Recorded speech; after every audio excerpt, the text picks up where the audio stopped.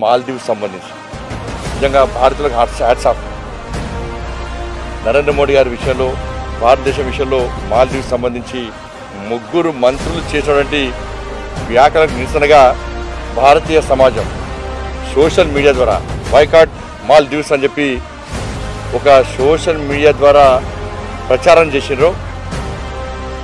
భారతీయ సమాజం లోపల చైతన్యం కలిగించే ప్రయత్నం చేసిర్రు. దాని ద్వారా అక్కడ వాళ్ళు ప్రభుత్వం దిగొచ్చి ముగ్గురు మంత్రులను తొలగించిన విషయం నిజంగా గొప్పతనం. ఎవరైతే ఫ్లైట్ టికెట్ బుక్ చేసుకున్నారో వాళ్ళు ఫ్లైట్ టికెట్ క్యాన్సిల్ చేసుకున్నారు. ఎవరైతే హోటల్స్ బుక్ చేసుకున్నారో హోటల్స్ క్యాన్సిల్ చేసుకున్నారు.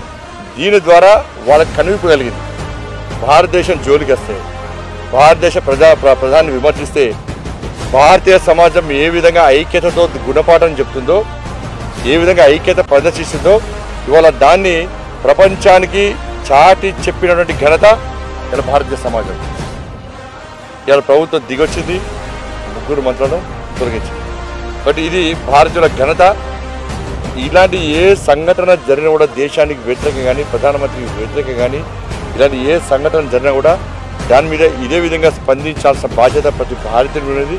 స్పందించిన వారికి అందరూ కూడా హృదయపూర్వక కృతజ్ఞతలు, అభినందనలు, ధన్యవాదాలు.